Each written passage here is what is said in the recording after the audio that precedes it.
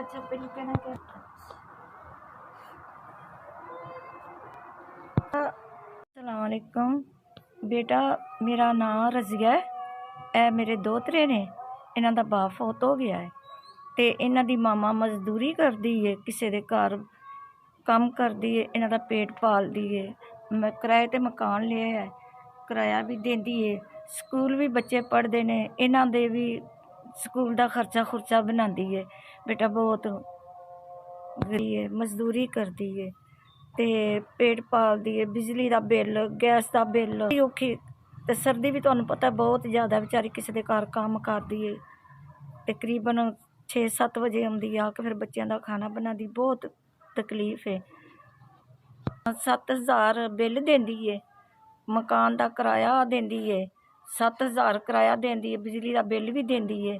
ਤੇ ਪੁੱਤਰ ਅਸੀਂ ਬਹੁਤ ਮਾੜੇ ਆ।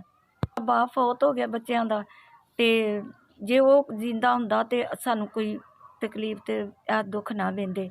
ਤੇ ਆ ਵੀ ਵਡੇਰੀਆਂ, ਮੇਰਾ ਮੀਆਂ ਵੀ ਵਡੇਰਾ ਹੈ, ਕਦੀ ਦਿਹਾੜੀ ਲੱਗਦੀ ਹੈ, ਕਦੀ ਬੇਟਾ ਨਹੀਂ ਲੱਗਦੀ। ਤੇ ਅੱਲਾ ਜ਼ਾਤ ਦੀ ਦੋਵੇਂ ਹੀ ਆਪਣੀ ਮੀਆਂ ਬੀਵੀ ਆਪਣੀ ਧੀ ਦੇ ਬੂਹੇ ਤੇ ਬੈਠੇ ਆ। ਸਾਡੇ ਦੋਵਾਂ ਦਾ ਵੀ ਖਰਚਾ ਕਰਦੀ ਏ, ਆਪਣੇ ਬੱਚਿਆਂ ਨੂੰ ਵੀ ਖਵਾਉਂਦੀ ਏ।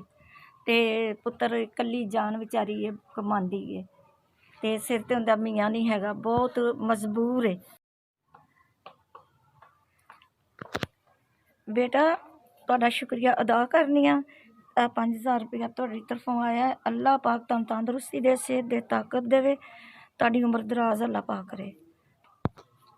ਅੱਲਾ ਪਾਕ ਤੁਹਾਨੂੰ ਬਹੁਤਾ ਦੇਵੇ, ਤੁਸੀਂ ਥੁੜ ਕੇ ਨਾ ਬਵੋ। ਇੰਨੀ ਕੁ ਤੁਹਾਡੀ ਕਮਾਈ 'ਚ ਬਰਕਤ ਅੱਲਾ ਸੋਨਾ ਦੇਵੇ ਕਿ ਤੁਸੀਂ ਇਸੇ ਤਰ੍ਹਾਂ ਗਰੀਬਾਂ ਦੀ ਮਦਦ ਕਰਦੇ ਰਹੋ। ਤੁਹਾਡੀ ਕਮਾਈ 'ਚ ਖੁਦਾ ਬਹੁਤ ਬਰਕਤ ਦੇਵੇ। ਇਹਨੇ ਨਾ ਯਤੀਮਾਂ ਬੱਚਿਆਂ ਵਾਸਤੇ, ਇਹਨਾਂ ਵਾਸਤੇ ਤੁਸੀਂ ਇਕੱਲੇ ਨੇ।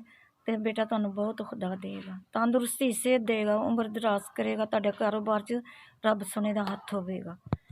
ਬੱਚੇ ਨੇ ਮਦਦ ਕੀਤੀ ਨਾ ਯਤੀਮਾਂ ਬੱਚਿਆਂ ਦੀ, ਉਹਨੂੰ ਅੱਲਾ ਪਾਕ ਇਸ ਤੋਂ ਵੀ ਚੋਖਾ ਦੇਵੇ ਤੇ ਤੰਦਰੁਸਤੀ, ਸਿਹਤ ਦੇਵੇ, ਉਹਦੇ ਕਾਰੋਬਾਰ ਦੇ ਵਿੱਚ ਅੱਲਾ ਸੋਨੇ ਦਾ ਹੱਥ ਹੋਵੇ।